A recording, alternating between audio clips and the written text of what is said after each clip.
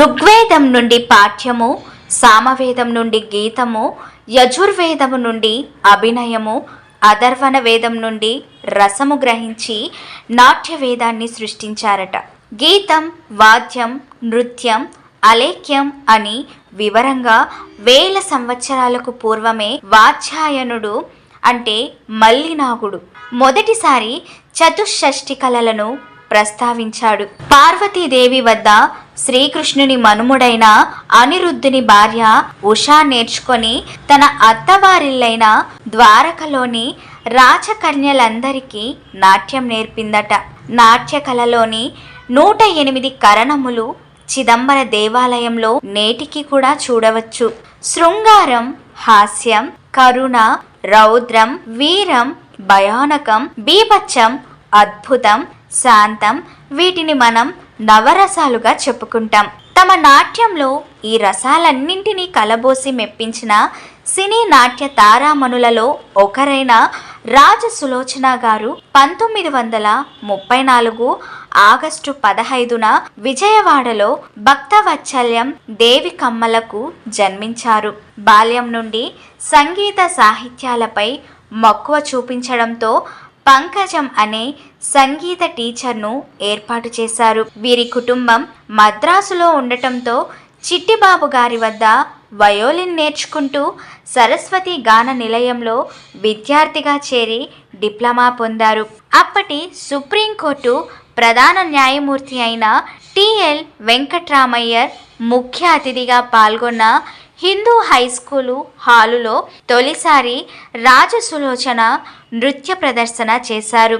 అలా పలు దర్శనలు చేస్తుండగా సినీ డాన్స్ మాస్టర్ రామ్మూర్తి ద్వారా గుబ్బి కర్ణాటక ఫిలిమ్స్ వారు నిర్మించే గుణసాగరి అనే కన్నడ చిత్రంలో కథానాయకి పాత్ర వచ్చింది. ఆమె ఇంట్లో వారికి ఇష్టం లేకపోయినా ఆ చిత్ర నిర్మాత గుబ్బి వీరన్న అందరినీ ఒప్పించారు. అలా నటిగా ఎన్ని పాత్రలు చేసినా ఆమెకు మానసిక తృప్తిని ఇచ్చేవి బహిరంగ నృత్యాలే. సినిమాల్లో నటిస్తూ కూచిపూడి, కథాకళి, కథక్, భరతనాట్యం, వెస్టర్న్ నృత్యంతో పాటు ఇటు లక్నో శైలి, అటు జైపూర్ శైలి ఒకేసారి నేర్చుకున్న మొదటి కళాకారిణి ఈమె. తను నేర్చిన నృత్యాన్ని 10గురికి నేర్పించాలని 1962లో మద్రాసు నగరంలో పుష్పాంజలి అనే నృత్య కళా కేంద్రాన్ని ప్రారంభించారు. 1963లో గురువాయూరులో ప్రముఖ సినీ దర్శకులైన సిఎస్ రావు గారిని వివాహం చేసుకున్నారు. అప్పటికే సిఎస్ రావు గారికి పెళ్లి జరిగి 2 పిల్లలు కూడా ఉన్నారు.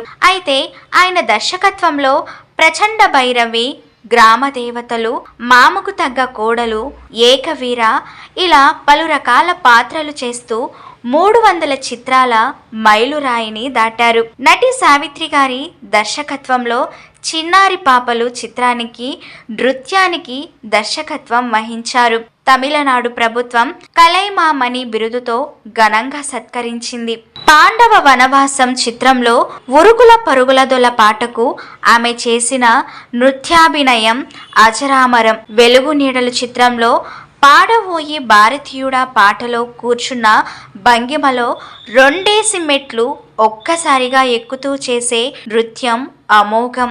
రాజమకుటం చిత్రంలో సడిసేయ కోగాలి పాటలో అభినయాన్ని, ఆనందాన్ని అందరికీ పంచిన ఈమె తన 78వ ఏట 5వ తేదీ మార్చ్ 2013న తుది శ్వాస విడిచారు. సో ఫ్రెండ్స్, విన్నారు కదా, మీకు నచ్చిందనే అనుకుంటున్నా. మరొకసారి మర్చిపోయి ఉంటే మన విశ్వ రివ్యూస్ ఛానల్ని సబ్స్క్రైబ్ చేసుకొని లైక్ చేసి, షేర్ చేసి, కమెంట్ చేయండి ప్లీజ్.